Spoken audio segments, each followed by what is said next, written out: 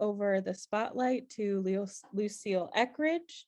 She is a founder and current treasurer of Alliance for Just Money, and she will be leading us through AFJM's public comments. Great. Thank you, Brian. And thank you, all of you, for being here tonight. The Alliance appreciates it very much. And on the behalf of the board, I thank you for being here. As Ryan said, I've been, let me see if I can get this going and then I'll, So I am a founding member of the Alliance and a founding board member and a current board member and officer. And in addition to myself, John Howell, who is in the room, is kind of going to be tag teaming with me a little bit on this presentation. I'm probably going to do the bulk of it, but he will jump in if I go too long or if I miss something, or at the very least at the end, we'll add in more comments. What we wanted to do is to give you a little background on, and I just want to say both John and I are retired professors, John in physiology and myself in education, philosophy, sociology, history of ed. But we wanted to give you a little background just on how we arrived at the submission that we're going to present, the processes leading up to it, and then a few points from the Fed's paper itself before then we go into our main points that we shared, as well as the additional points after that. Okay. So to begin with, I first learned about the Fed paper from my husband, who is a German citizen, Franz, I think is in the room, and has been reading the newspaper daily paper since he was 8, I think. But he reads in the US daily newspaper, but also Der Spiegel, which is the largest weekly news magazine in Germany. And the Fed paper was published on the 20th of January. And a few days later, I don't remember exactly when, but he read about it in Der Spiegel and read that the Fed was looking for public comments on it. I looked it up, and we had a board meeting shortly thereafter. And at the end of that meeting, raised it for the board. And we didn't talk extensively then, but there was interest, and I had already looked it up, and we looked at the response form for answers, and we decided we would publicize it among our members and encourage them to read it, and if they were so moved to submit comments themselves. And we would do the same, and we would distill over some weeks what we thought and whether it should be something we submit organizational comments on.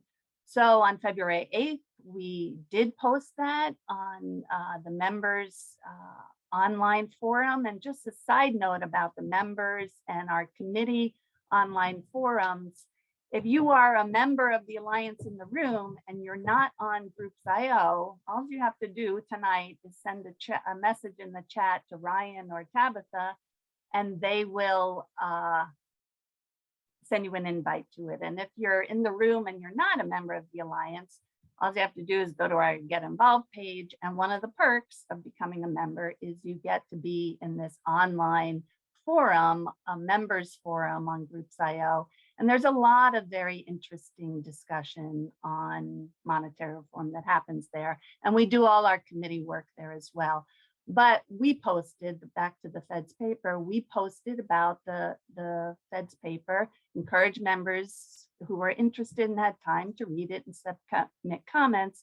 And then by March 15th or so, to contribute to the board's decision-making process on whether, and if so, what to submit on behalf of the board. There were, on that initial post about the Fed paper, there have been at least over 40 replies on it. And there have been related threads as well.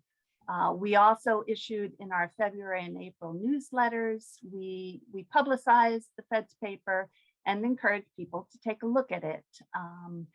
And I know personally at least 7 members who submitted individual comments. Later tonight, we hope to actually ask everybody in the room and get a show of hands so that we do start to have some concrete count of who among us did submit. And then on April 9th, the board did discuss more in depth about whether AFJM should submit comments as an organization. And the board voted unanimously that we should. So the question is perhaps why? Why do we think, and now let's see if I can advance this. Why were we advertising or encouraging our members to read this and submit comments, and why did we decide to? The reasons are kind of laid out on this slide, that whether we like it or not, central bank digital currency, or for short CBDC, is being worked on and considered at national levels across the world. And it is in, or at least germane for, the monetary territory that we focus on. Secondly, CBDC is still in the design and formative stages.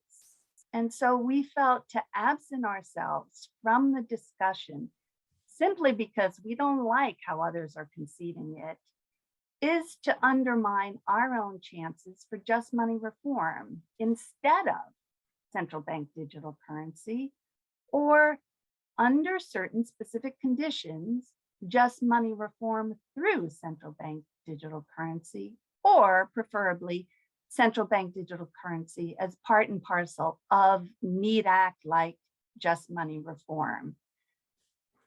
The board thought that categorically opposing CBDC at this time is not politic. Once the Fed has gone through its process to define what they want to propose, that will be the time for opposition if our conditions are not met, which, unfortunately is likely. But why should we make their job easier now? Now is the time for us to try to influence the shaping of what comes out. We may not succeed, but to withhold our ideas voluntarily from their consideration at this time by registering only opposition, we felt was kind of putting our heads in the sand.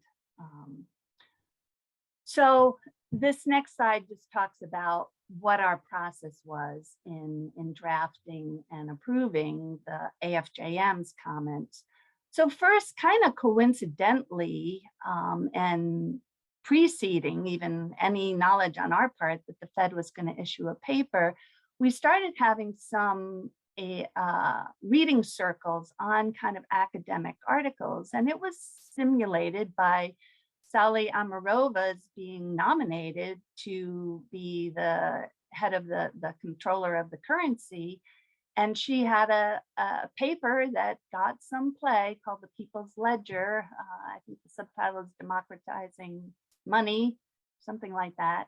And we had a reading circle in December already, and then another in January on that. And that followed with 4 other reading circles, also on kind of issues related to accounting for central bank money, accounting for sovereign money. And the note in brown here is a heads up, an announcement that I think is going out maybe as we speak right now, but in your email, that this Thursday at 1:30 Central Time, we will have another reading circle with a renowned and very influential monetary reformer, Joseph Hoover. Has been very involved in AMI, presenting a paper he wrote already back in 2017, basically on how to account for sovereign money. So anybody who's available, then I encourage you to register and come.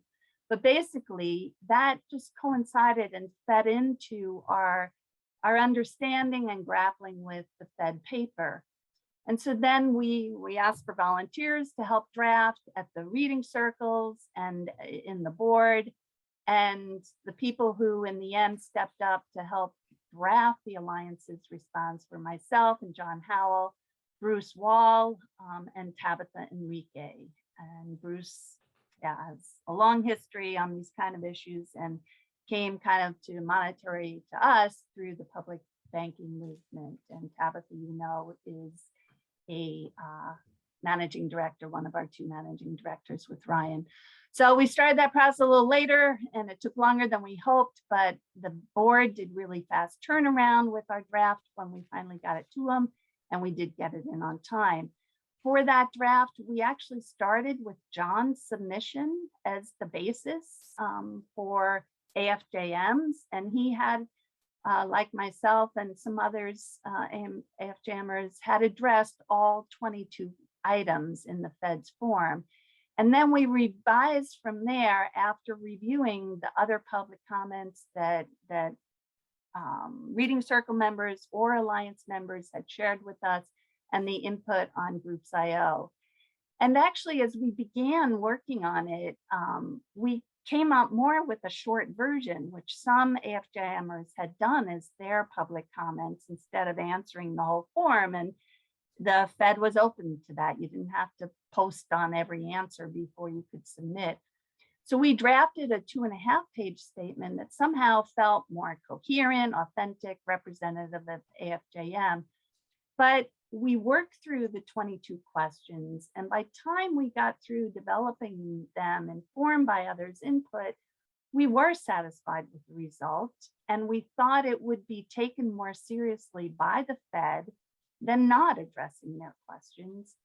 And we believed, and I think still believe, we'll see how we feel by the end of tonight, that it espouses and advances AFJM's mission.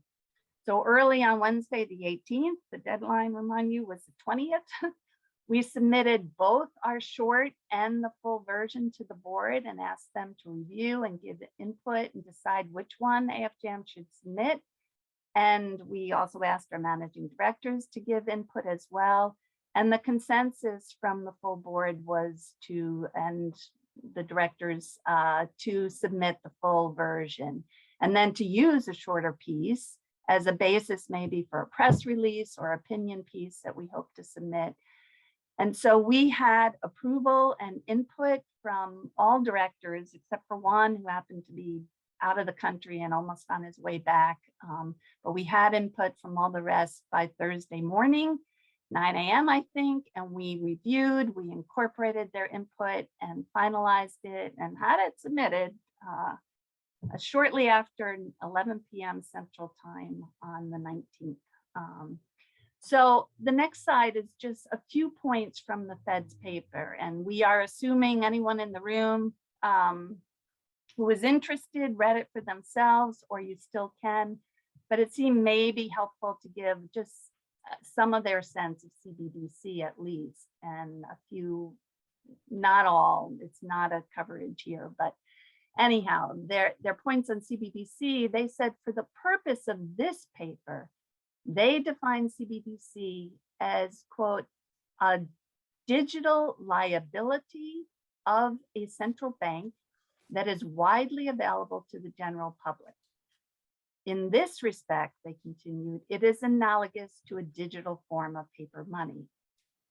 They also say, as a liability of the Federal Reserve, however, a CBDC would not require mechanisms like deposit insurance to maintain public confidence, nor would a CBDC depend on backing by an underlying asset pool to maintain its value. A CBDC would be the safest digital asset available to the general public with no associated credit or liquidity risk. Those are their words. This suggests, at least to me, that they think central bank reserves are already public money, which of course they're not. I don't think. I think we would agree on that. At least they're not yet. Whoops, sorry.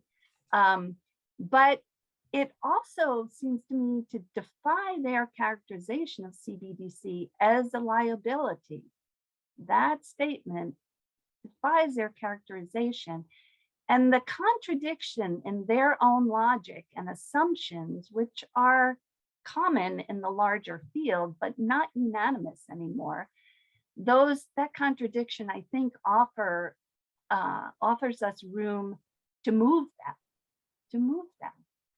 them. Their paper also situates CBDC more as or in context of payment technology and check and payment clearing systems rather than as a means of payment itself, that is, as money. And that's a real, I think, character of the whole paper. They say their initial, and that's a problem for us. They say their initial research indicates any potential US CBDC would need to be 4 things: privacy protected, intermediated, widely transferable, and identity verified. And just to talk about one of those, by intermediated, they do not mean what we do when we say banks ought to serve as intermediaries for already existing public money, rather than creating our money as our means of payment as interest-bearing credit when they lend, which is what they currently do. And so they're not using intermediated so much that way, but at least I didn't think so. Instead, by intermediated, the Fed means, and this is a quote, the private sector would offer accounts or digital wallets to facilitate the management of CBDC holdings and payments. They suggest this is necessary because the Federal Reserve Act does not authorize direct Federal Reserve accounts for individuals, and so accounts would represent a significant expansion of the Federal Reserve's role in the financial system and the economy. And they're like thinking nobody will accept that, and of course it's not legal. And so they just want to use banks to be the intermediaries without recognizing the point number 2, that, you know, what we should be talking about is public money, CBDC, a digital currency as money. So there's a mixture of finance and monetary issues going on there.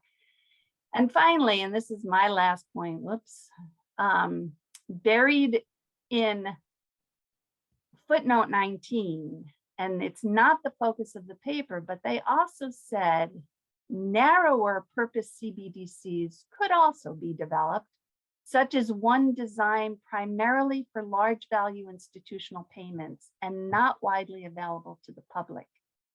In this paper, the term general purpose includes such potential uses for a CBDC, but is not limited to it. It seemed a little slippery to me there. But, and they go on, the board welcomes comments that may address whether there is a potential more limited role for a CBDC for such uses.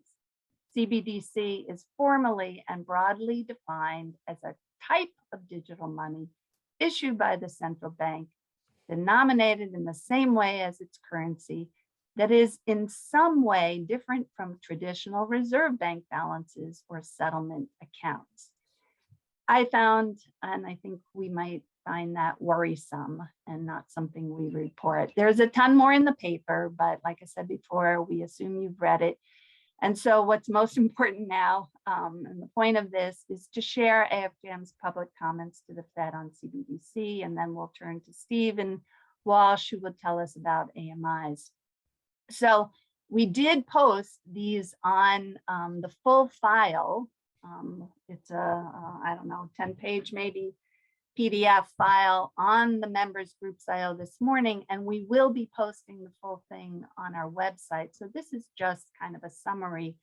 And this first slide is the main points. And then there are a couple more slides with some other points. And these aren't all the points we make, but it seemed to be the most significant. So first, we made it clear that it is the government itself that must create and control the money supply, not banks. We stated this multiple times throughout. We pointed to the NEAT Act, or our update of that, AMRA, which stands for the American Monetary Reform Act, as the pathway that we need. We also acknowledge that under a very special set of conditions that would put the government in control of the money supply, CBDC would be acceptable. Those conditions are: one, that commercial banks act only as intermediaries, no longer creating money as they lend, instead lending only pre-existing money, CBDC, created by the Fed.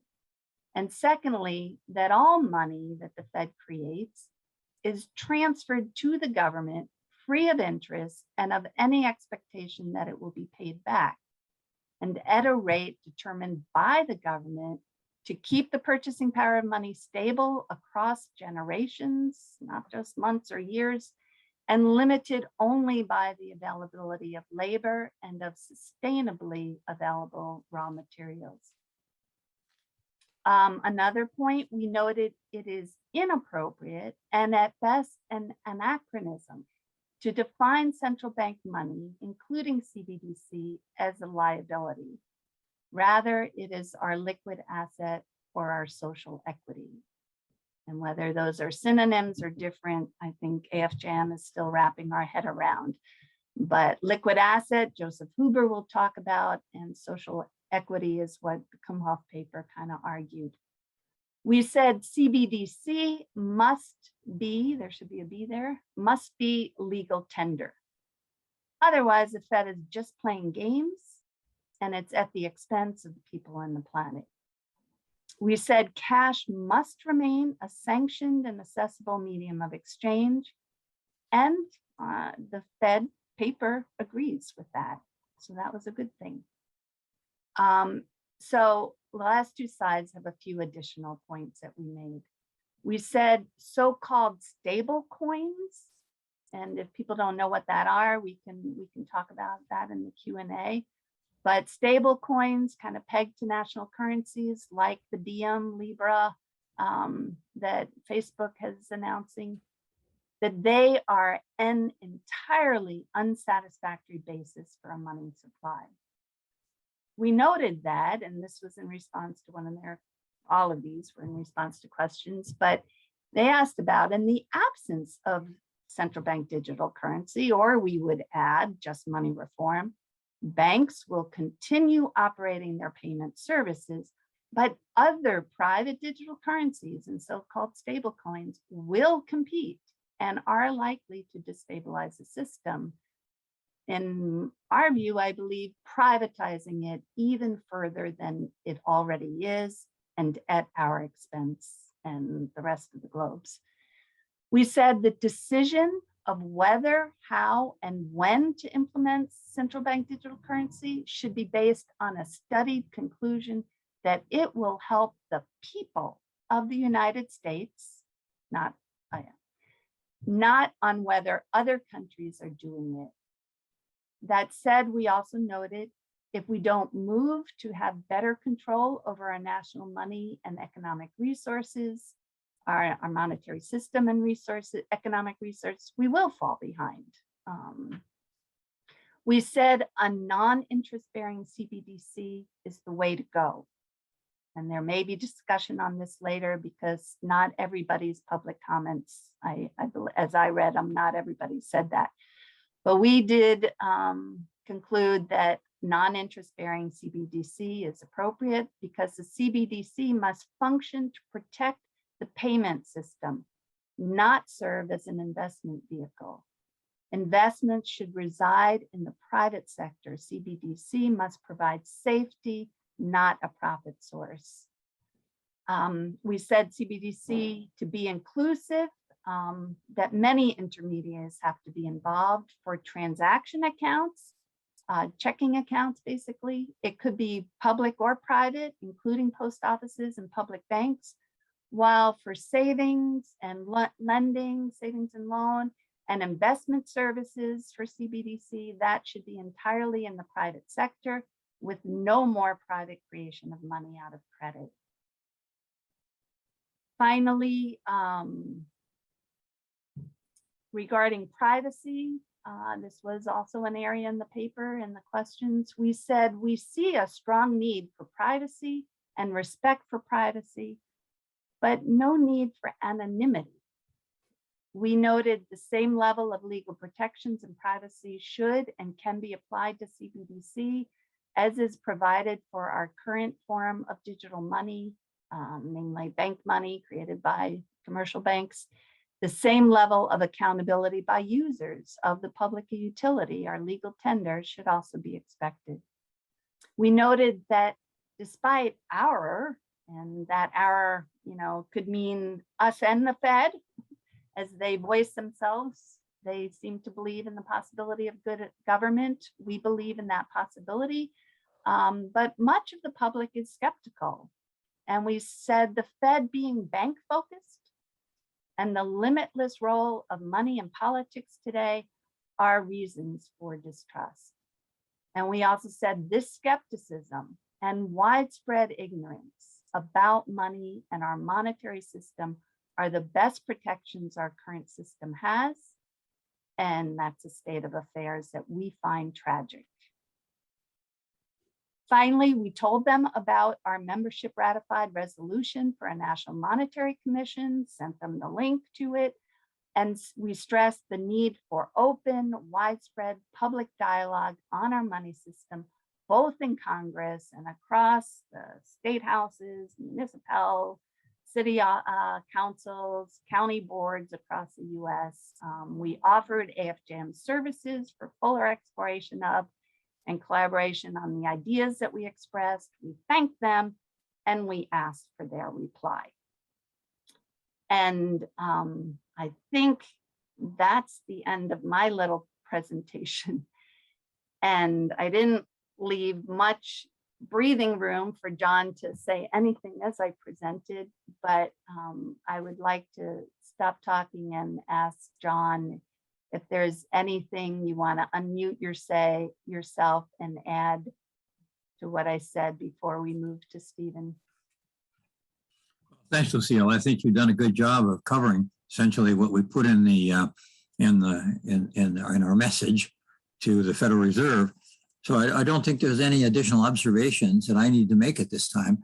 I think we need to open it up to others. And I guess you're going to go on to Steve Walsh, is that right, for the input from his perspective and the AMI? Right, and then we'll pass back to Brian from there, who will moderate. I'll get started. Okay, I just I read through, we were busy doing this recently, and I just read through the AFJM paper to the Fed, and I wrote down excellent by a lot of the comments, and I thought they were very good.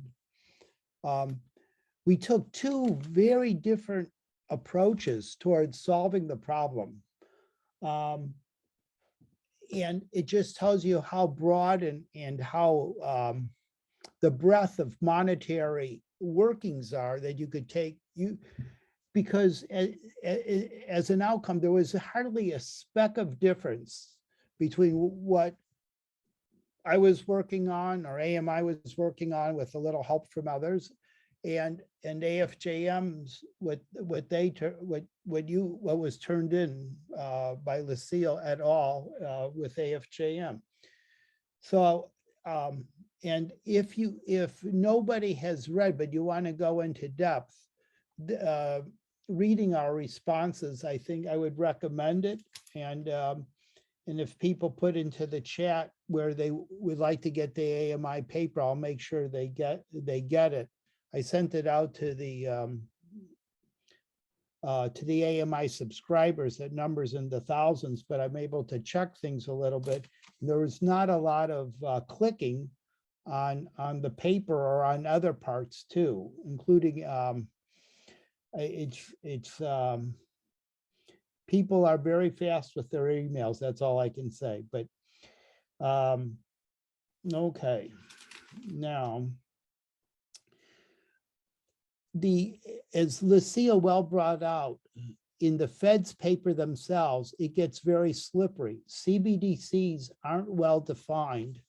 And so I did a Federal Reserve. I've got to spend time. I was an educator and I've gone to the Fed over a 15-year period as an educator, both in Chicago and St. Louis.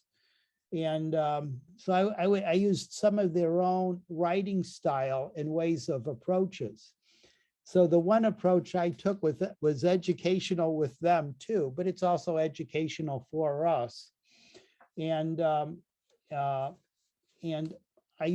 they have a video called In Plain English, where they try to explain the Fed and our monetary system very simply.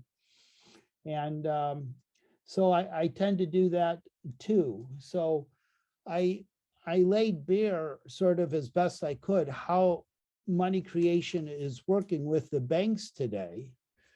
And then I talked about some of the problems, with the problem of collateral, the problem of interest rates. And what do both of those, one of the reasons why I believe we need to get to Mars is so we can collateralize the whole planet. We're running out of collateral. As early as 1988, there was a move to collateralize Antarctica, the Ozarks, the Sahara, Greenland. Michael Milken and Milton Friedman both talked about this problem. I allude to it in the paper.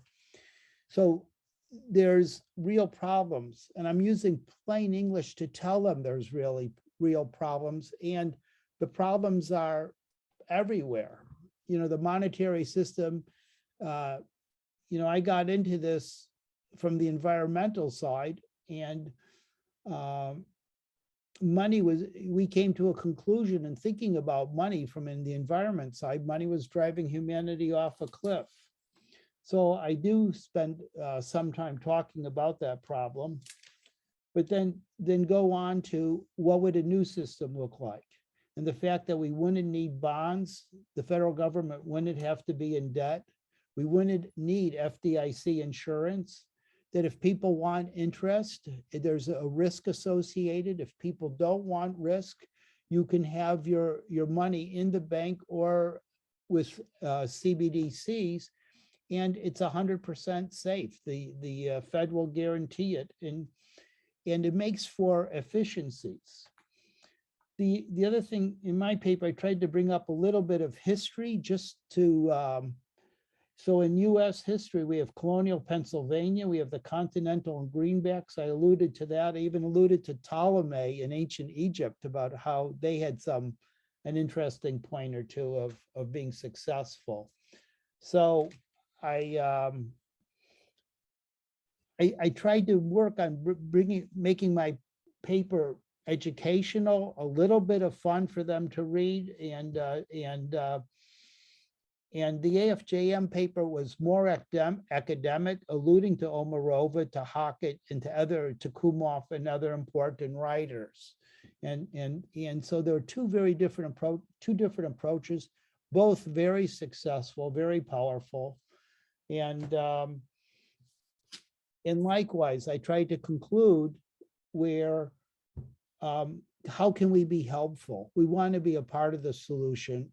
We want, since you haven't defined what a CBDC is it going to be bank created? Is it going to be a government sovereign money created? Or is it going to be what Kumhof would call side-by-side competition? So this is the time, as Lucille alluded to, is to try to influence them in a good way in our direction. We may not have a lot of power, but there are economists and other important people coming over to our side, and we are getting more breathing room. And the fact that there's two organizations doing this might be good. One of us might get in. One of us may take a tack of trying it this way or another way. And I think it's really great to have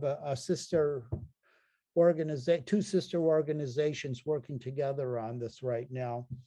But I see us as you all well know, as being one overall organization. I use all the members of AFJM as AMI people simultaneously. I think I can stop there, and I'll be interested in people's questions. And if people want to go in more detail how I explain something, or I would say feel free to ask either of us, and we can do that. But that's it for me. Thank you. Just a quick addendum, Stephen, one of the other academic sources we referenced was The Lost Science of Money by Stephen Zarling. Thank you. Well put. You know what? I sort of avoided, I didn't want to be antagonistic. And I mentioned those things as they were really necessary. I wanted to use simple, in plain English, common sense logic to persuade them. So again, two different approaches, and I think they were both excellent papers. I read quite a bit of papers. I read some more papers of our friends, and I thought these two papers were excellent. And you know, maybe there's some traction, at least for the papers I've read. They after March 8th, they didn't publish any more of the responses. And up until that time, there's about 1,800 pages. And I breezed through some of it, and I did find some of our members, including Paul LeBeau's paper. And I thought our papers, you know, are in some ways standouts. And other organizations that were in the financial industry were just very particular, but no one had our breadth to encompass the whole picture as well as we did, I would say. So, thank you. Thank you for sharing your response from as AMI and also with Lucille's PowerPoint. So it sounds like we're on to the open forum portion of our event, and it looks like for our first question, we just wanted to see from the audience who has also submitted a response to the Fed. So if you could, under the reactions icon on your little Zoom toolbar, there's a raise hand feature. So if you could click that, if you did submit a public comment, and we'll just take note. So I'll just give a brief moment for folks to do that.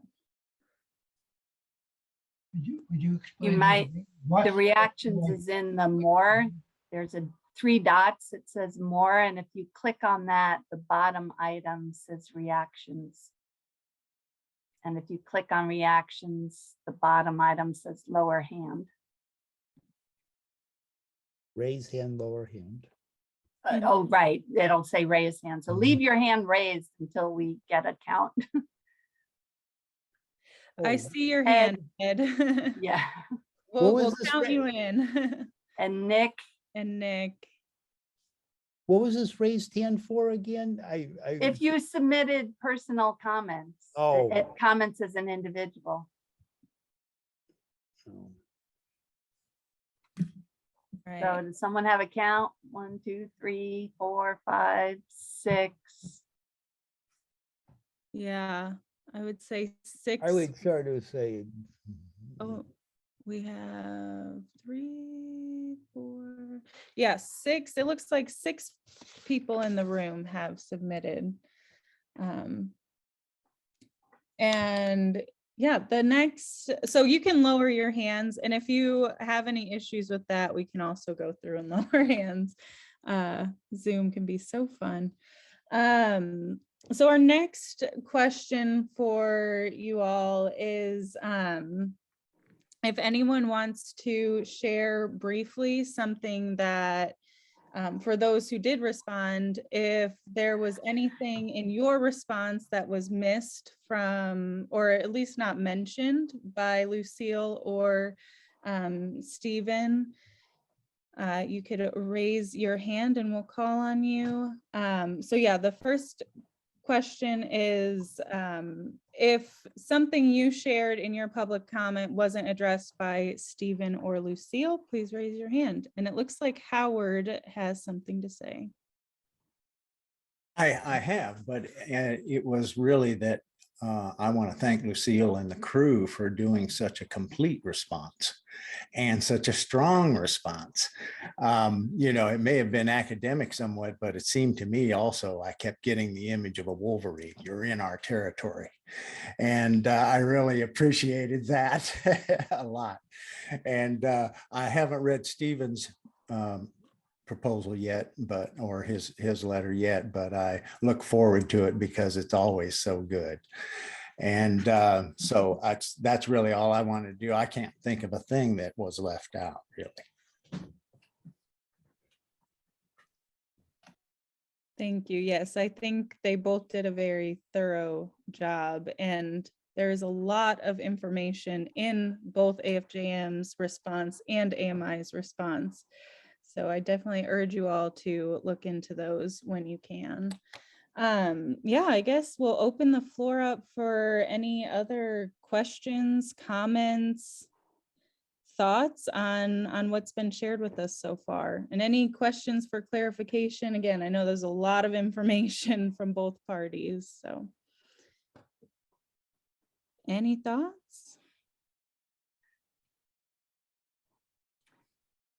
Yeah, I've been raising my hand, but so I think I will simply. I see that you were using the one of the emojis under the reaction, so I didn't quite catch that you were raising your hand. I apologize, Franz. Go ahead. No, in respect to the two presentations and the question, what is missing? First of all, I want to say that particularly Lucille's and her others, they really did a good job.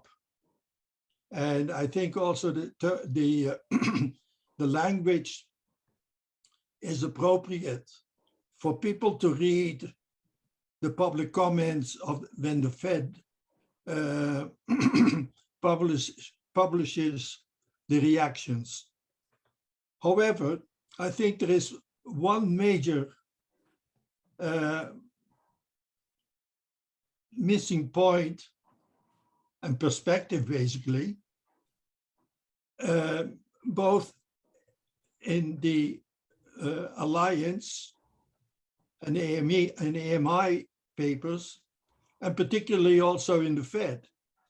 And what I'm referring to is nowadays, with the emergencies in the climate, in health, in food, and since the Russian aggression in Ukraine, the emergency in governance, global governance,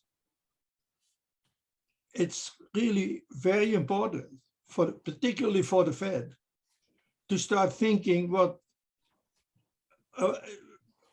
putting a new currency, a digital currency, in the international context.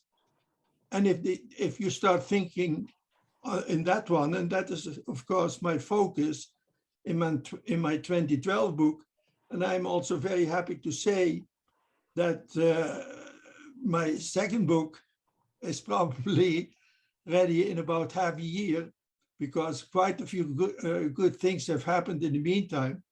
So, and also in the second one, I really emphasize that it is so important at this kind of period of major transitions and emergencies that we take a global perspective, and particularly in terms of the monetary system and its associated systems of the financial and the fiscal system, because we can't talk money if we don't, at the money system, if we don't at the same time think about the relationship of financial and fiscal system. And so I strongly adhere to what Huber says about basically the function of the monetary system being primus inter pares of the subsystems of the world economy.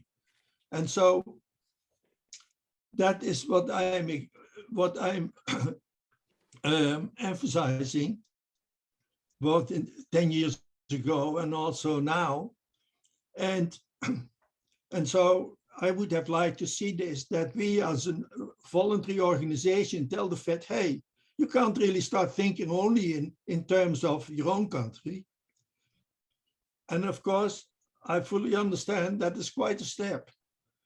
And this exactly 12 hours ago, I was at the Zoom with 6 European international development organizations who have launched today a handbook, a monetary handbook for civil society. Very, very exciting. And it's also the same that happened here and in so many other countries. Everybody thinks on a national level, whilst probably they ought to give preeminence to the international level. Of course, the two of them belong together, but particularly if you are thinking about a major change of digitalizing your currency, you have to say, now what about the bank? What is the bank going to do? And I think what Omarova did with her US ledger, People's Ledger, I took that further. And part of the system that I'm proposing is the UN's People's Bank. And so all of that, I sent, I think, Stephen, and I also sent it to Govert, and I'm not sure whether I sent to Lucille. Did I send you those 3 documents? But then I made 3 documents about the system. Mm-hmm. One for a guest essay for the New York Times, 1,000 words. Then 2 other documents, one 5,000 words and one for 9,000 words, greater detail, etc., for hopefully the New York Times Magazine. And so Govert read it, and I was so pleased when he said he thought it was excellent.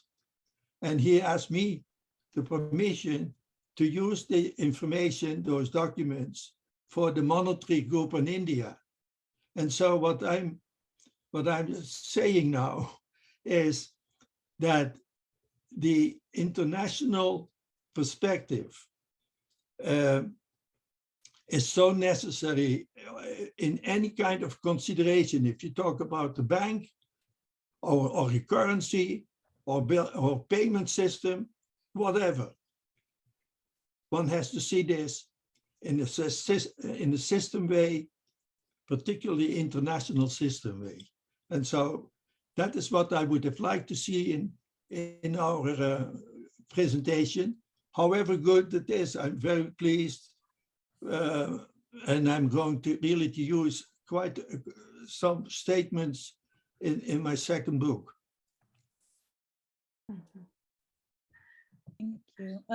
If I could just reply briefly, thanks for those comments, Franz. And it was apt that you said the Fed paper itself did not address what you wanted to. And since our responses were in response to that, that was, I would say, part of the reason we did not, but probably not the only reason.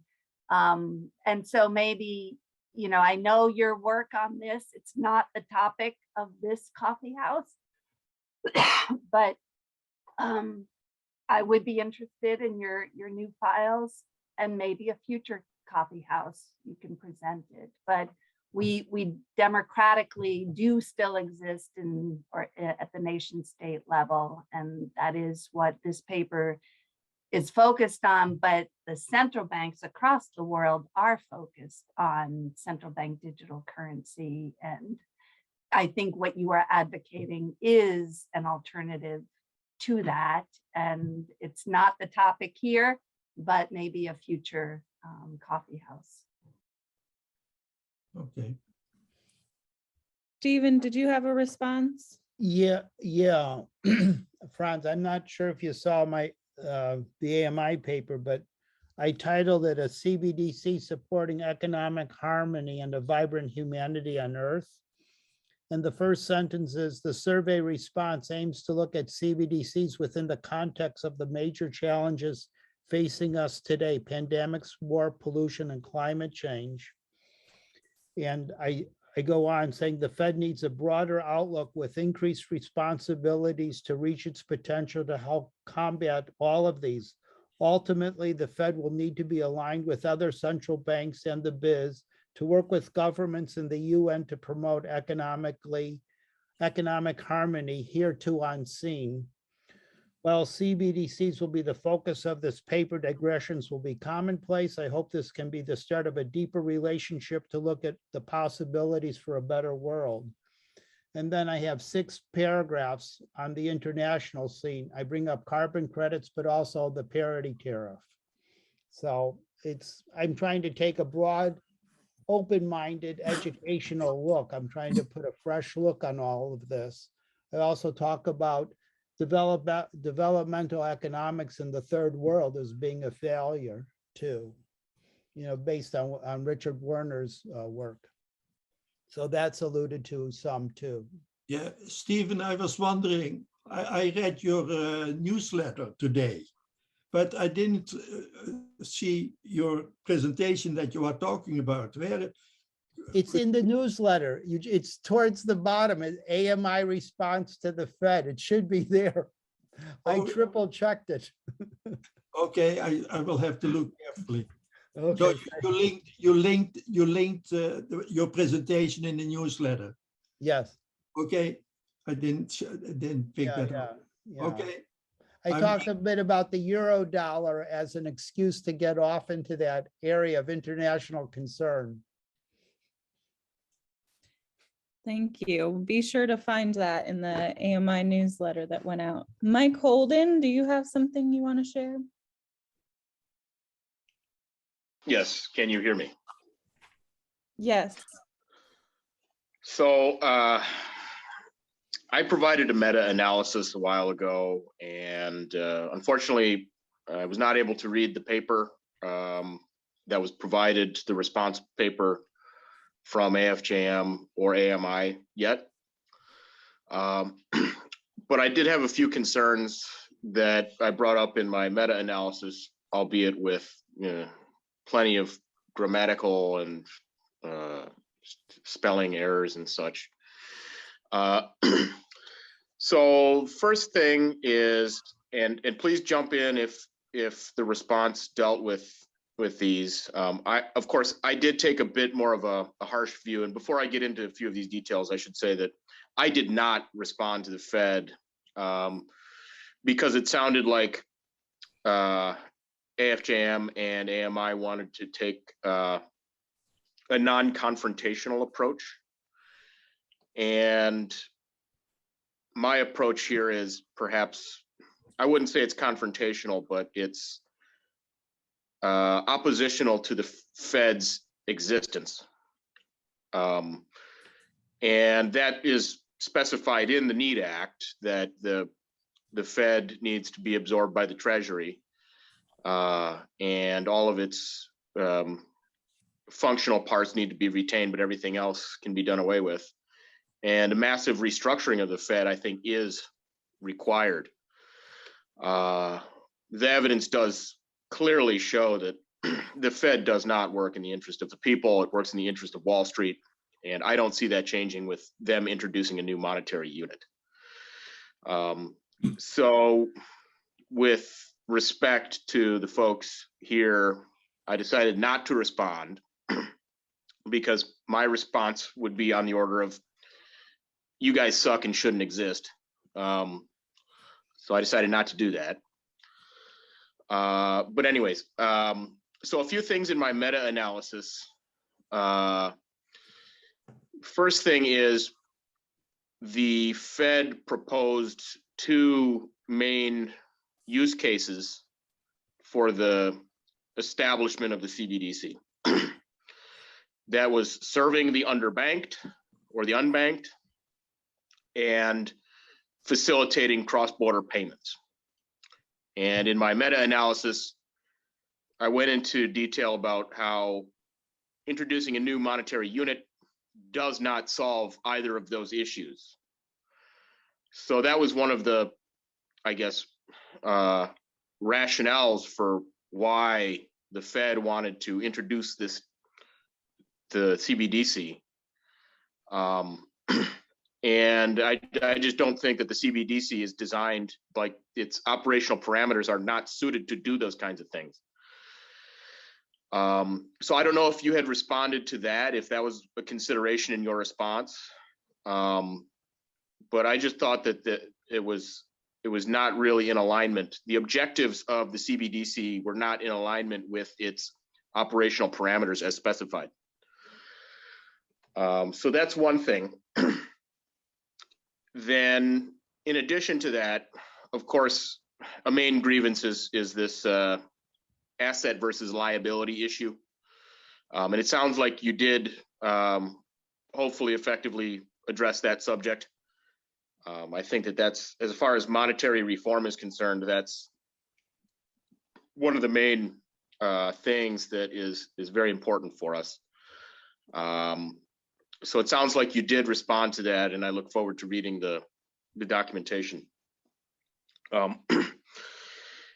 The other thing that I thought was very concerning, well, there's quite a few things here. So regarding the privacy issue, of course, Zarlenga took the approach of examining history and understanding the history in order to inform the effectiveness of the instantiation of policies today.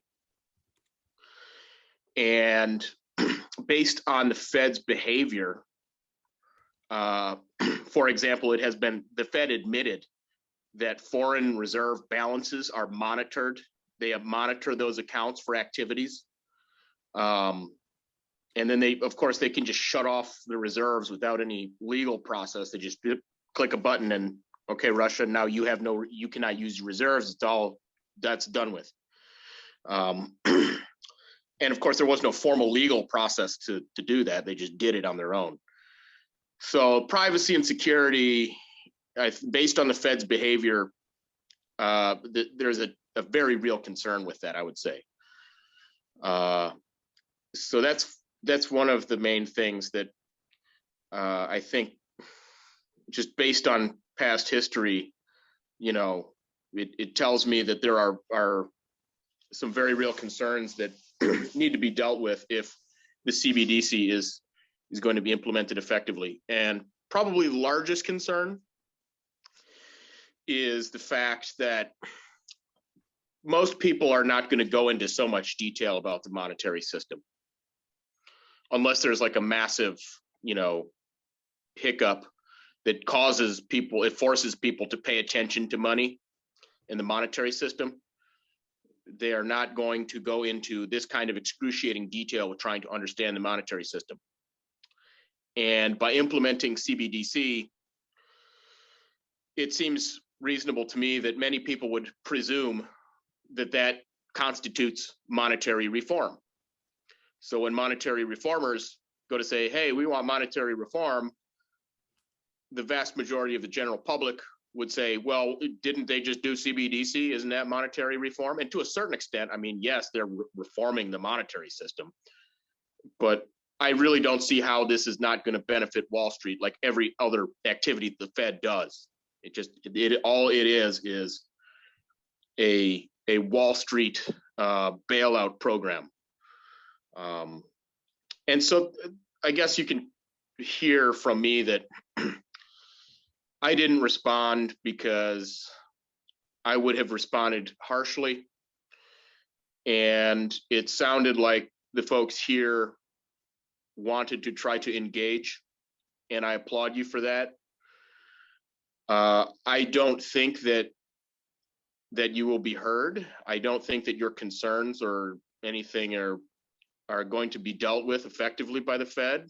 I just don't think that it's it's an organization that is willing to work in the public interest.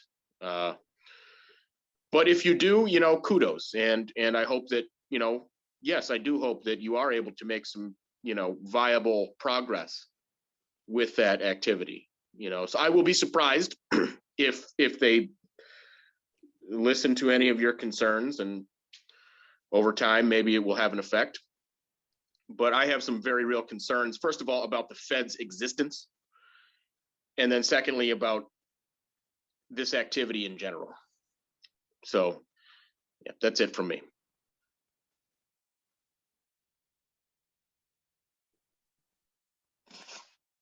Would Lucille or Stephen like to comment on any of that? That was a lot. I would, unless John is prepared to. Yeah. Yeah, I'd like to speak to that. Before I do, I just want to say something in regard to Franz's expression about international concerns. And as many of you know, I've been working with the League of Women Voters, and we drew up a set of 9 features that would have to be in a monetary system to basically serve the interests of the League, which is the public interest. And one of those included a statement that said the national system of money must connect to the global and other national systems in a way that privileges no nation, allows people of all nations to benefit from the first use of their national money, and supports a sustainable future for all. So I just wanted to point that out, that Franz, you're right, that's a continuing concern, and it's an important one. But what I also wanted to comment on is something that Richard DeMar put in the chat, and essentially Mike has spoken to the same thing. What the conditions that in our response, the conditions that we put on to make CBDC acceptable are that the commercial banks no longer create money. And all of the money that the Federal Reserve creates simply goes to the government in response to the government's demand for it. Well, what that does is essentially make the Federal Reserve simply a non-institution, doing only what the government commands it to do. Now, and there has been talk about, well, yeah, the central banks could lend money to the government and do it in such a way as to not expect any return ever and not charge interest. Well, that basically is giving a grant. And of course, that's not very bankish activity. What expectation is there possible that the Fed itself would essentially generate a change in that direction? And from that point of view, I sympathize with Mike Holden's comment, because in a sense, the conditions that we put on virtually remove any authority from the Fed whatsoever. So it in a sense, like Mike's word, it questions its existence, but leaves it on paper, but without any power. But the point is, of course, as Mike has pointed out, that for the Federal Reserve itself to take the initiative in sort of its own emasculation in this way is a pretty highly unlikely event. But nonetheless, it was important, I think, for us to put these ideas where they were going to be read by these people. My guess is a lot of these people who are working for the Fed have no idea, in fact, that banks even create money. I sat at a table at a wedding this last year beside a person who works in the Fed in Washington, D.C., and she denied out of hand that banks create money. So this is an education process for people who will be reading this. They will encounter some ideas that probably they have never encountered before. So the expectation they are going to do what we say, well, that's a little naive, isn't it? But what we are involved with is a much longer term education process. And this was a unique opportunity to get people in a place who would never be reading our stuff to read it. And Mike, if you don't speak up, you won't be heard. If you do speak up, you may not be heard. But if you don't speak up, you'll certainly not be heard. So I think it was important that we spoke up in this way and our views are heard. And the views that were transmitted there are very much the views that are coming out here in terms of the concern about the track records of the Federal Reserve. And so what we have said is that essentially that the whole structure has to change in terms of where the authority lies for creating money and deciding how much should be created. So I think we have covered pretty well the kinds of concerns that have been raised here. Thanks.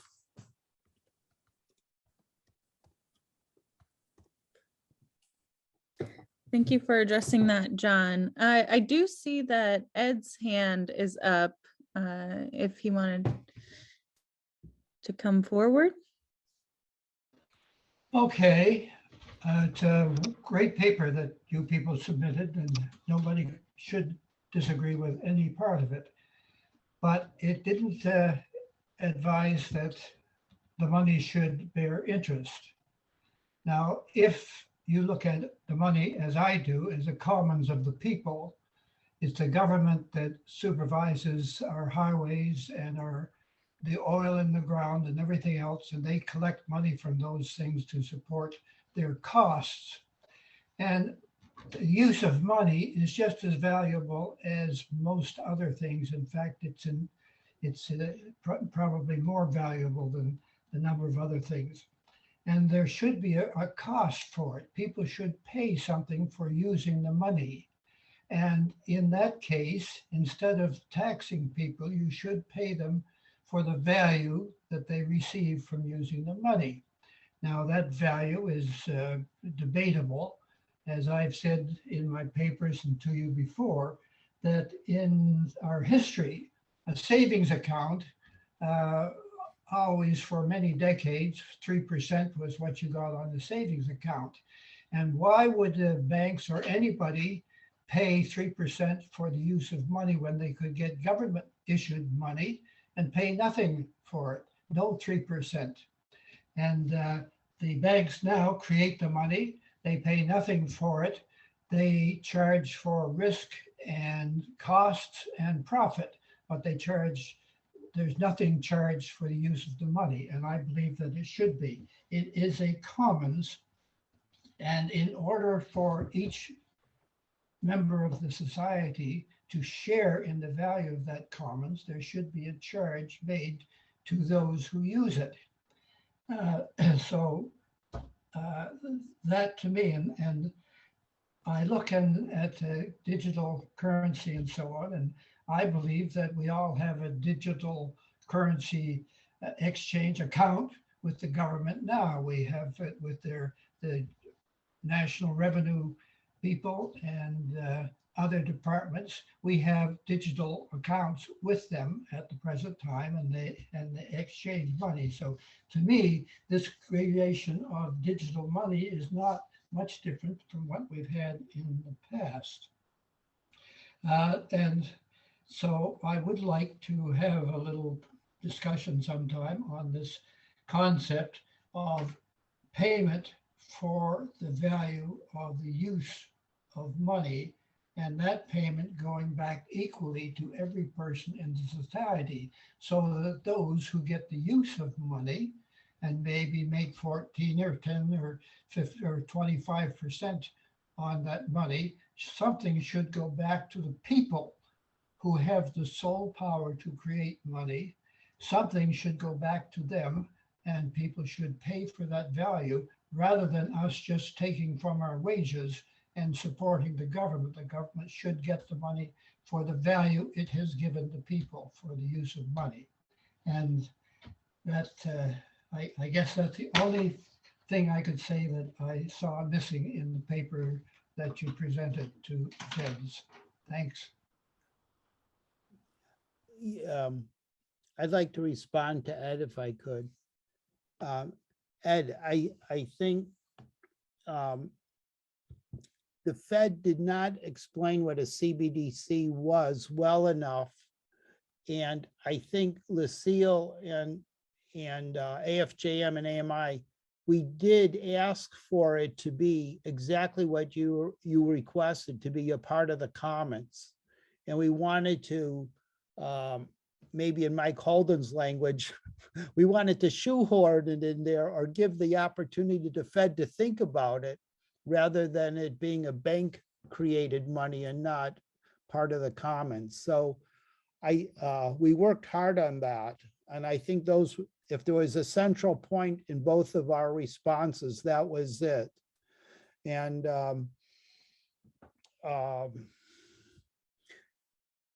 yeah, we are, both papers fought for the commons all along the way. So that's all. Thank you. Before we move to Bill, if I could just reply to the last two as well, and then I hope we go to Bill. But Ed, I'm really glad you spoke up. And I do think we need a coffee house for you to fully explain what you mean, but also grappling with why we've argued it should be a public liquid asset, interest-free. And I don't think we can fully grasp it now, but your voice was in my head when I knew we were saying something different than you. And I can't wrap my head yet around what you're arguing for and how it really addresses the growth imperative that's built into our existing money system. And I'm not sure now is the time to do it but I mean, we can attempt anyhow. I would like to hear you present a more full-blown, understanding, because there might be something to it. Maybe John understands what you said. And to address some of what Mike expressed, I mean, I want to publicly apologize to Mike for not explicitly encouraging him to submit his public comments. I'm really sad you did not. And that was why we explicitly and over again said, individual members, hello, submit whatever the heck you think, talk to the Fed. So I wish you had, no matter how oppositional you were towards their existence. We share some of, you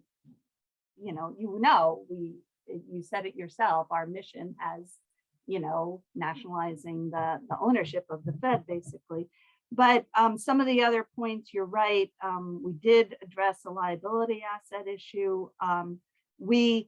I was very troubled as well in my own personal comments with their usage of, serving the unbanked, because their interest is not serving the unbanked, it's getting access to the unbanked. I don't necessarily think in our AFJM comments we fully explicitly addressed that, but I shared that. The cross-border payments piece, I think that I think we didn't see as much problem with that as it seems you did. The point about people presuming CBDC is monetary reform, that's precisely why we wanted to submit our public comments, and it was explicitly that no, CBDC, especially as it's being theorized by central banks and this Fed paper, is very much not monetary reform. And we need to make that argument loud and clear, including to the Fed. With the privacy and security issues, I think we did speak to that, maybe not as much as you wanted, but that is in our public comments. It maybe wasn't in what we shared on the screen here, but it is there. And whether you're right, but I want you, Mike, this was submitted on behalf of AFJM. So you used the word there in your comments, and I wish you had said our, because they were submitted on behalf of you too. And I don't think there was much in your paper. I did read through it, and Tabitha did some analysis of it for us, but there wasn't much in your paper that we took exception to. It was within the confines of the Fed's paper. Anyhow, I'll stop there and move to Bill. Before we move on to Bill, I noticed John's hand went up, so I wasn't sure if he had a response to anything that was just said. Not a response to just what was just said. I have my hand up for kind of another related point. So if you want to continue on this thread, go ahead. Okay, wonderful. We do have quite a few folks who are wanting to comment. So I will let Bill go first. And then we also have Sue and Nick Ignatz. I saw your hand up as well. So noted, and we will get started with Bill first. Oh, you need to unmute. Sorry about that. Just a question for Lucille or John. When I read the Fed paper, there were passages in it that seemed to imply that they foresee a coexistence between CBDC and commercial bank money. They make reference to it in a couple of places in the paper. Now, I understand the AFJM submission does not envision a coexistence of CBDC with or sovereign money with commercial bank money, but I'm just wondering if in the event that the Fed does come back in the final analysis recommending a coexistence between CBDC and commercial bank money, if AFJM would consider providing further input to the Fed along the lines, I think, of the paper that was written by Joseph Huber, and it's on his Sovereign Money site. And he talks about specific recommendations for, he says it's all in the design. It's all in the design of the CBDC. And it can be designed in such a way to make the CBDC more competitive and more attractive. And this is something that the Fed was concerned about in the paper, the substitution effect, that there could be a migration from commercial bank money to CBDC just naturally. And they talk about design choices in the paper.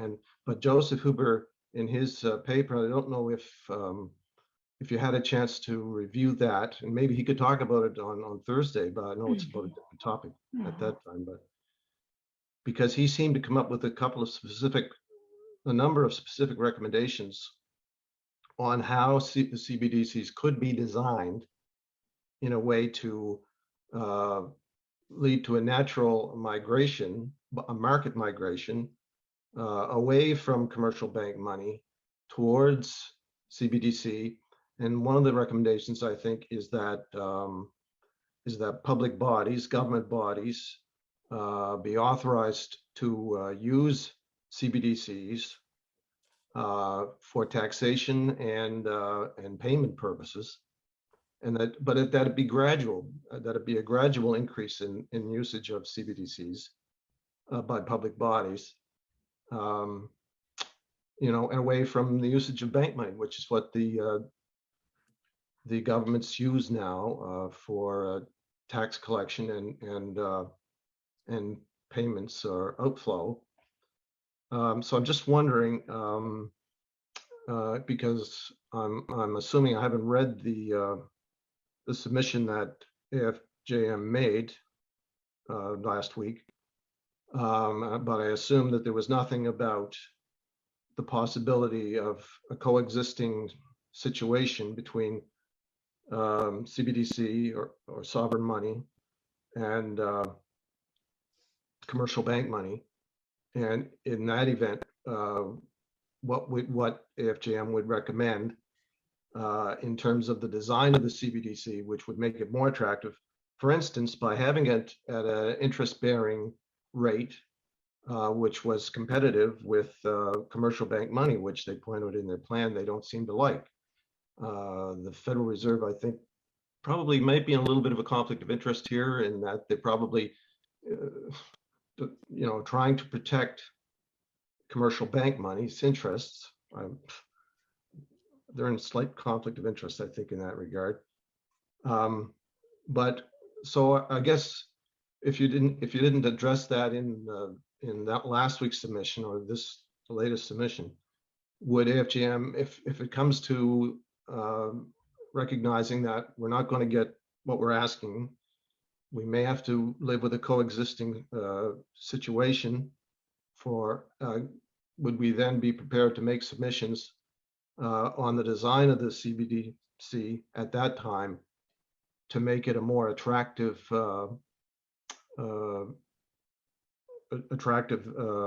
vehicle for the public, to migrate usage towards it, and also, to recommend government usage of CBDCs for government expenditures and revenue.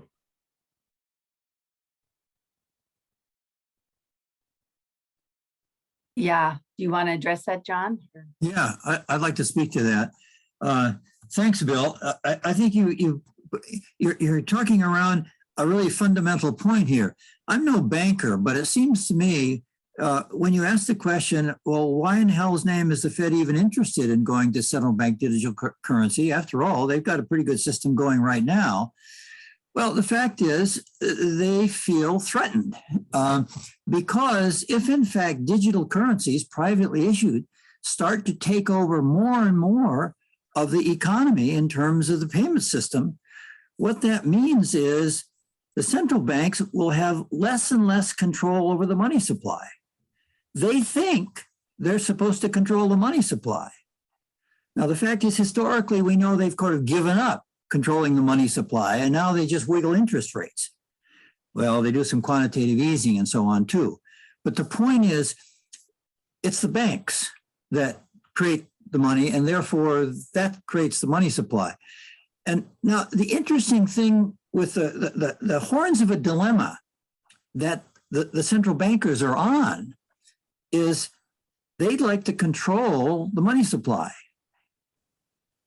Well, where are they going to take that control away from? They certainly don't want to give it to private digital currencies. But the commercial banks control the money supply.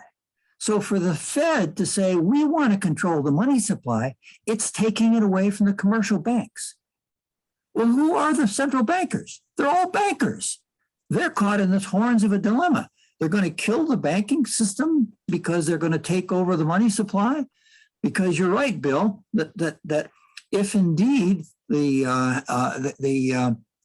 Fed produces a CBDC, which is competitive, it has complete security and all of that, and people withdraw their money from their checking accounts in their local bank and put it in the CBDC, that's going to cause a decrease in a sense what is known as the conventional liquidity of banks to be able to lend. So the bankers themselves are caught on this horns of a dilemma here. They want the federal bank to be able to control the money supply to defend themselves against private currencies. But in order to do that, they have to hurt the banking system out of which all of them have evolved. They are on the horns of a dilemma. So I think our responsibility as a monetary reform organization is to say, taking the money creation power away from the banks is exactly what you need to do. That is the goal. Now, this other discussion that you referred to as Huber's proposal is kind of thing, well, can you get along with some kind of compromise along the way? Whatever happens, there will be negotiations, there will be compromise.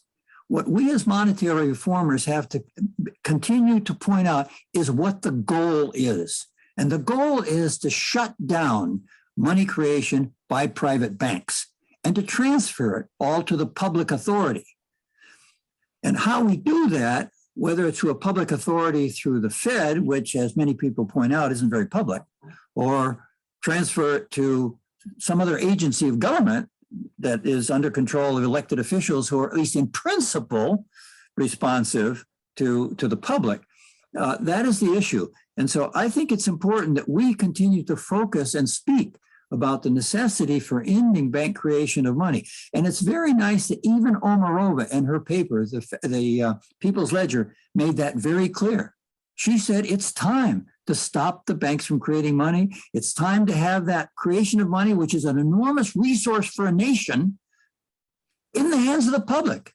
So we can do things in the public interest, like address social needs, like address the climate issue.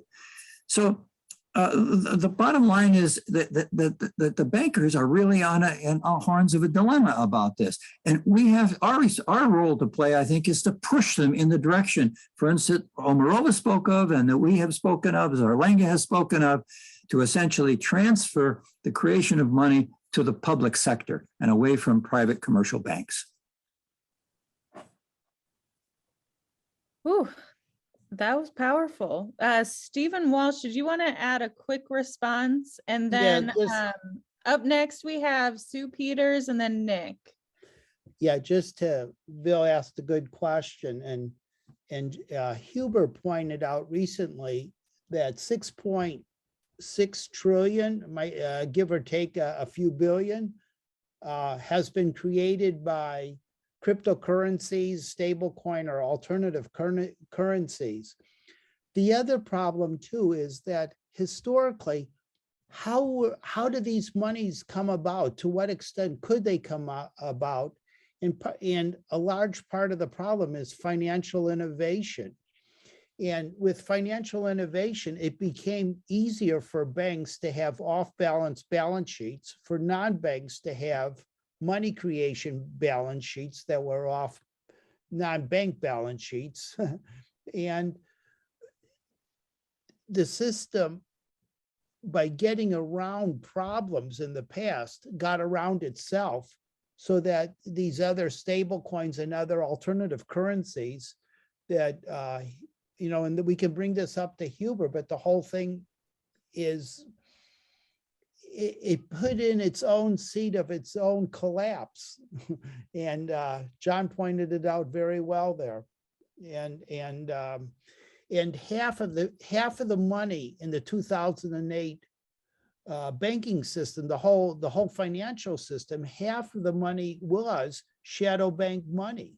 This like a false money that was not supposed to be backed up by FDIC insurance, government insurance, or Fed backing, but it was. So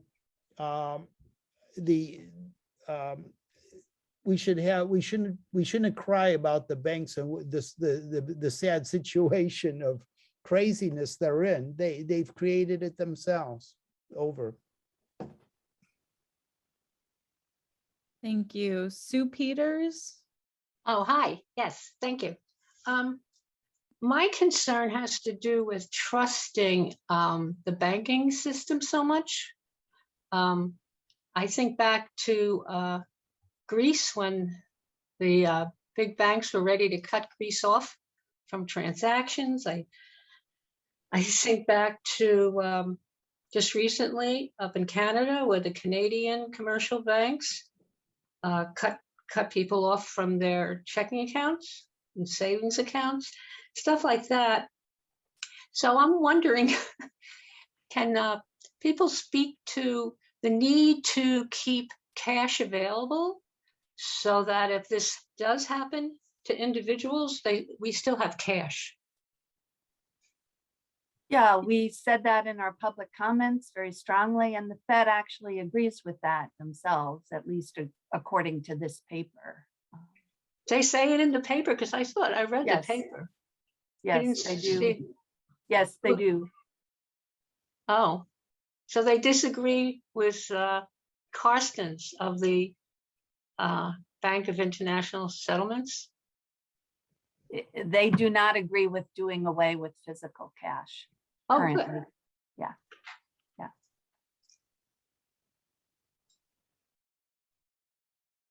That was a quick one. All right, Nick Ignatz, did you have something to share? Thank you for being patient.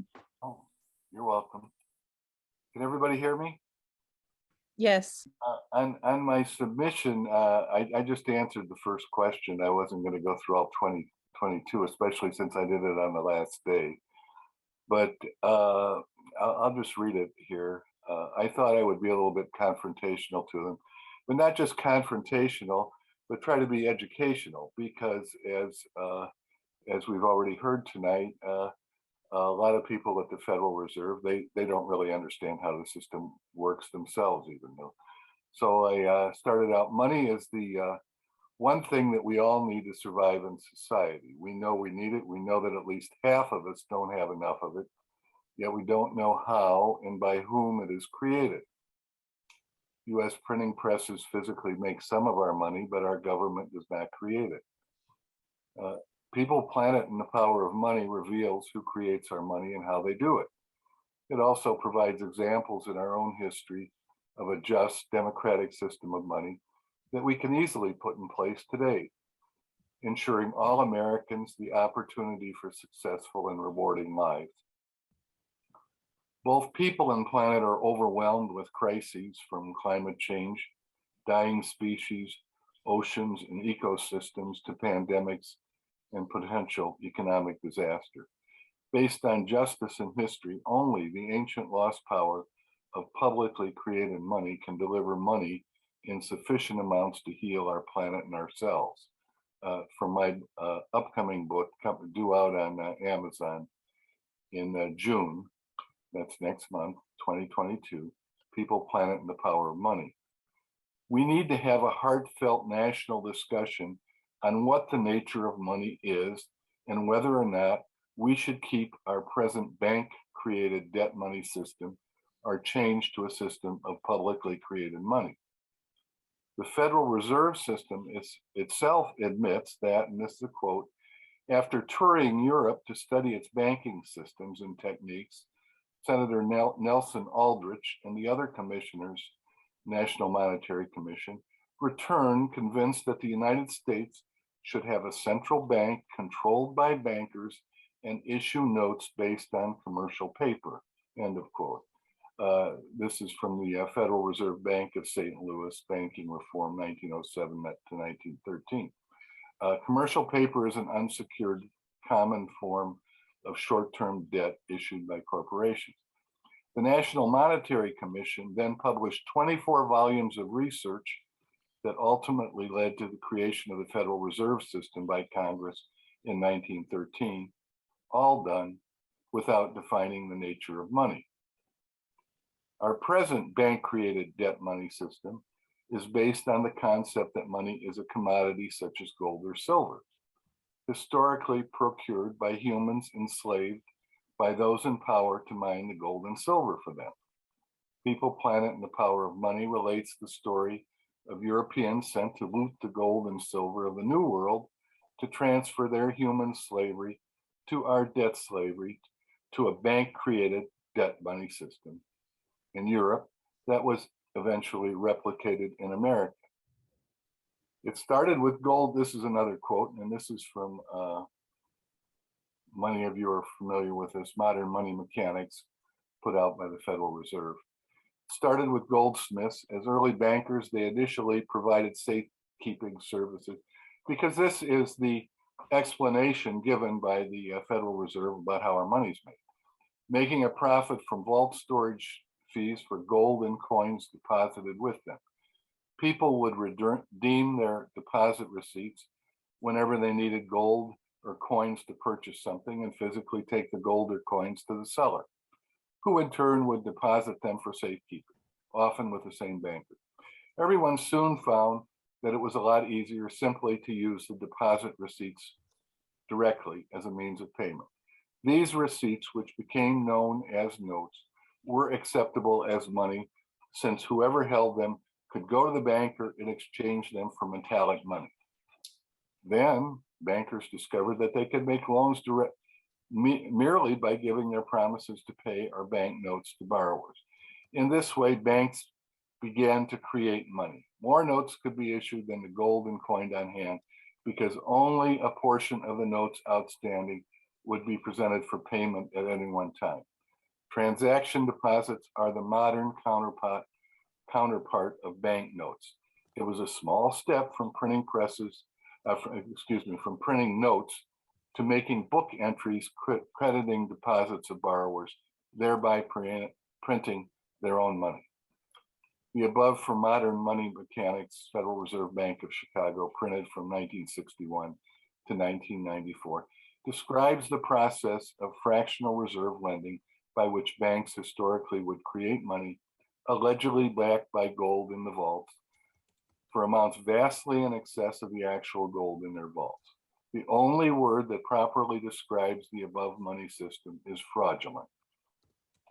We are not told that the banks create our money out of thin air and loan it to us at interest. The banks could only do so because all the other banks in the system are doing exactly the same thing. And because the Federal Reserve banks owned by the private banks within their districts move around reserve money after the money creation has taken place. Money is an exclusive, abstract social power of the state, which acts as a final means of payment, facilitating commerce, enabling all our people to have meaningful lives and being there for us to confront the momentous crises that will inevitably arise in the future. And it is high time our nation treats it as such. A just system of publicly created money would actually be representative of the way most of us intuitively and mistakenly believe our money system is now. Number one, our federal government would create our money. Number two, banks would loan us money that has already been created by our federal government. And number three, the Federal Reserve banks would become a part of our government. These three reforms will give us a just system of publicly created money. Central bank digital currency could easily be part of such a system. The end. Thank you. I thought that, I just thought that it would be better to address what I wanted to say. I gave a little commercial for my book there, but also, you know, for people that are reading these comments that are going over, this can open their eyes a little bit. I don't know if this can have any influence on the Federal Reserve or not. But. Yeah, no, it's great you submitted, Nick, and I think you missed the beginning of the presentation. We did we wrote a 2.5-page short piece, and we're just gonna, you know, dump that into the first two questions answers. But and some people did that, and it was a good approach. And I'm glad you submitted even the last day. And we did work at it enough to feel like addressing each question gave us an opportunity, a different kind of opportunity to be heard. But both end was good. Oh, I absolutely think that the presentation that you made with your paper was wonderful, and what Stephen did too, because I had a chance to read his in advance. I'm just concerned about time. We should, there are other people on the stack here. We should probably let them speak because we're going to be done in 18 minutes. That time sure does go by fast. All right, Fernanda, and then James and Giannis, I have you all up next. But Fernanda, if you want to go ahead and share. I really enjoyed this presentation, although it was very technical. I did manage to get some short snippets that we might turn into like layman's terms messages that go out there on social media. So just to confirm, we want to say that CBDC is not monetary reform. It doesn't get to all the important points of removing who makes the money. CBDC is merely a new monetary unit. Would that be a correct statement to make? I'm not sure about that. Okay. Yeah, they haven't quite defined it as clearly as you stated it yourself. So they're not quite there with you yet. That is the Fed. We're with you, but not them. Just because there's so much in this payment system thing that, like, that was one of the points of my slide. They're not really thinking of it as money for a good bit of the paper. It's an attempt to ward it. It's kind of what John was saying before, to ward against the encroachment of 100% private, which is what bank money is, but it is, it's exchangeable, it's fungible with, this tiny little bit of sovereign money. And I'm getting off in the weeds, we don't need that. But I'm not sure I would want us to be saying it's a unit of money. Yeah. I don't know, I didn't help, but try again. It gets very confusing, but I will read up and make sure I understand it by the end of all of this. Yeah, that's kind of it. I'll let other people take the stage. Thanks.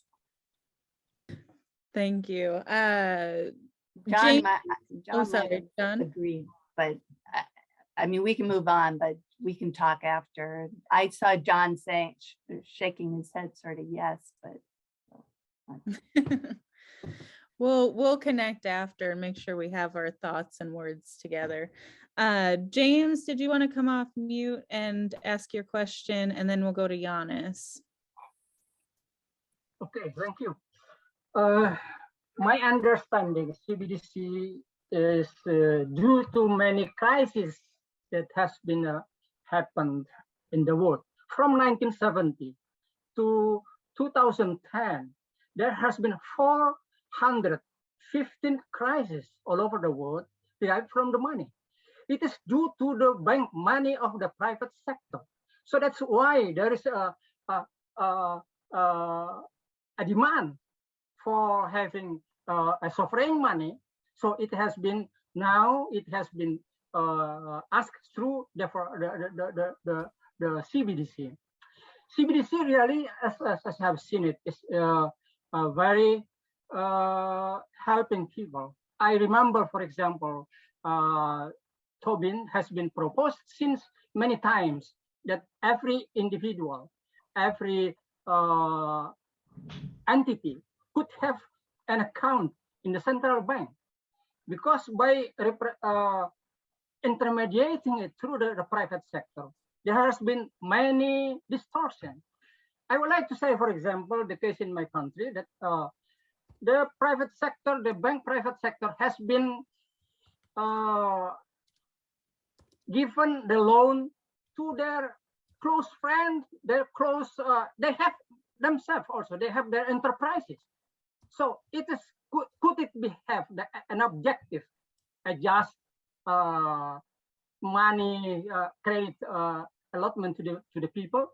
So I think the CBDC, this has been, one is a monetary reform, and it has been also increasing to the digital situation as it is now happening in the world. So this, I think, the transformation from private created money to the sovereign money is the demand of the process that has been, many crises has been happening after the private bank has been the leading actor in money creation and also credit allocation. Thank you.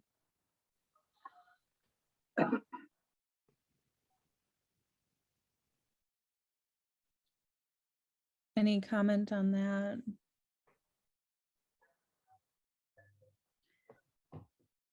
I think we can all agree with that. Giannis, do you want to share your thoughts? Yes, thank you. I was just informed of this meeting just, shortly before it started, so I haven't done any of the background readings. However, from the discussion, I have, I think, 3 points that I want to clarify. One is what I think Lucille mentioned, the process of nationalization. And I think people also talked about sovereign money. and also the concept of the commons, and then fourth, the public versus private. And to me, these all sounds kind of like different names for the same thing. I don't think there is really a distinction between public and private. What we call public is enacted and actuated by private individuals, and public institutions are controlled by private money and private interests. So I don't really see a distinction there. But in terms of nationalization and sovereign money, do you think that all citizens should get like a dividend for? It's a little bit, and the point, the direction I'm trying to go to is that I didn't hear anything about production.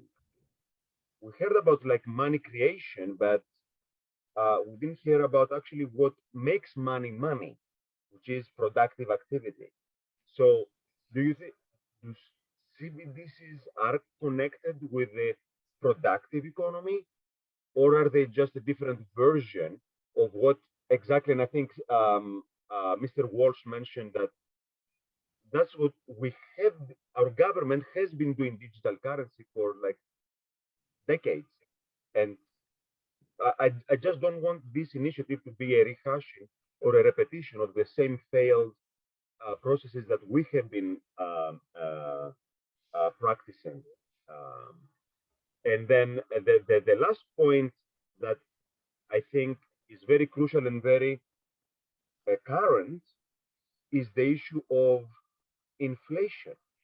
How is CBDC gonna make sure that inflation, or as I like to call it, the rentflation, is not gonna go rampant?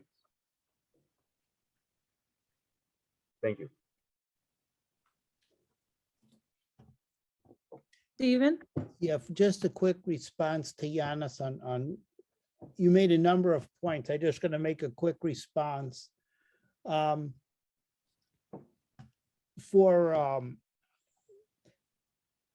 the inflation piece, one is that you can, if you're creating money for jobs and for productive work, that's good, and that's non-inflation. If you're creating money to throw at a problem, that can be very problematic.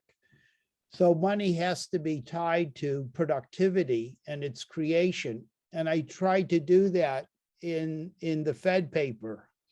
I remind them that CBDCs need to be, that when they're creating money, it needs to be connected to productivity or to work in particular. So your point's well taken there in that respect.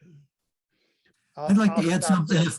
I'd like to add something, if I may. I think the point that Giannis brings up is a vitally important question, and it's a real tough question, because as he points out, the distinction that we would like to make between public, that is controlled by the public, and private has been essentially demolished by essentially private money taking over elections and taking over legislative decisions and so on. So what that does is it's true, Giannis, that we monetary reformers still believe that it's possible for government to work for the benefit of the people. We know damn well it's not working very well that way. But in order to make monetary reform meaningful, there are other reforms that have to be taken. There are many other reforms that have to be taken to make government, in fact, responsive to the people. But one of the things that monetary reform does is essentially by taking money creation away from the banks, which essentially concentrates wealth in fewer and fewer hands, is to have money spent by government, which at least in principle can essentially disseminate wealth to everyone equally by spending on infrastructure, healthcare, education, and the like. So you're right to be skeptical about whether government will really do this or not. But the fact is, we see no other pathway other than just throwing up your hand and you have a violent revolution. And violent revolutions never really make things very much better in the long run. So that's why we continue in this way. But thanks for raising that issue, Giannis, because you're right. And Steve has talked about the inflation thing. I was going to mention that, but I agree with what Stephen has said.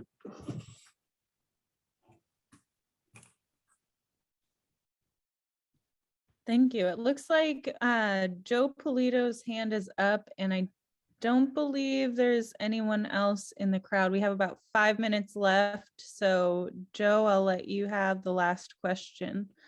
It's a lot of pressure. You seem to be in that position at a lot of our coffee houses. I'm just slow. Mike Holden received some criticism for not speaking up, and I'll criticize him too, because he had a great paper on the threat of cryptos, which I think I shared in the Alliance membership group, and it was terrific. And I recently watched James Giancarlo present to a university conference on cryptos, and I put the link in the chat, and he said very similar things to what Mike said. And he said, this guy is both for innovation and regulation, and he's very concerned about privacy and so forth. But at the same time, he's also worried about the abuse of CBDCs or any kind of digital money. It was very balanced, and it's a worthwhile listen. He was really spoke as best as I've heard him. He also spoke at the congressional hearing on CBDCs, and presented a paper as well that again, I put those links in the membership group. But the one thing he said, and as I say, I put that link in the chat, is that your Constitution is very good at protecting people's rights. He was responding to the concern about there being the use of CBDCs as a surveillance state tool. And he said, you're protected by the Constitution for that. You're not protected by the private sector. They're the ones who could use that kind of money, if it was private, to really turn United States in a very different place. And he says in some respects it already has with social media. But I think I recommend that you read it and or watch it, and you'll see I've queued it up so it's at the particular. Thanks very much. Thank you, Joe. Bruce, your hand just went up. I would like to hear from you if you have a quick comment. Well, I wanted to echo what Joe Polito said. His recommendation of this speech by Don Cario led me to a keynote speech that I couldn't get the text for, but I can send a link to it. But one of the things that he said, I'll be brief, was he talked about the cryptocurrencies and the whole digital revolution, the larger digital revolution in terms of the internet of value. And he said there's been 3 stages in digital technology development. The first was the information internet, or the internet of information. The second was the internet of things, both of which started out with promise of major good for people, and became captured. And this third is even more disturbing, the internet of value, which is where we're going. So this is a huge issue, and it puts it into a much larger context. It's not just about money, it's about the privatization of everything and the campaign to take over, to privatize the world. So I appreciate Joe's expansion of the sort of framework for this discussion.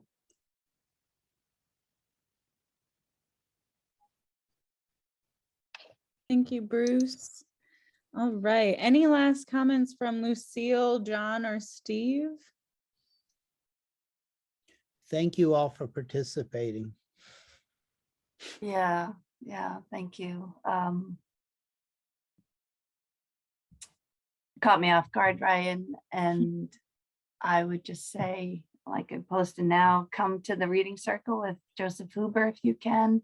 I think an invite just went out in your email.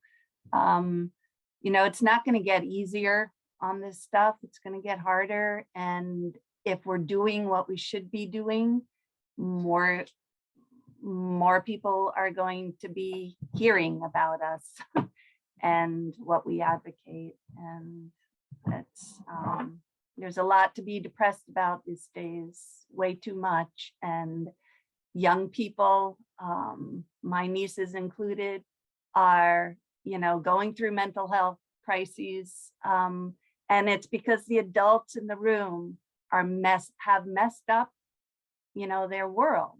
And we've been working. I get texts from my sister, you know, working since the 70s and 80s on all the issues we work on. And yet it's gotten worse, not better, you know? So but we can't be depressed. And I think staying in the room, being at the table, being in the conversation, we have to be there. And those conversations are multiple places, including the Fed's boardrooms, including Congress, but not limited there, including our neighborhood organizations, our city councils, our local League of Women Voters, on, and I'm taking too long, but yeah, let's do it. The time is now. The time is now. Let's do it.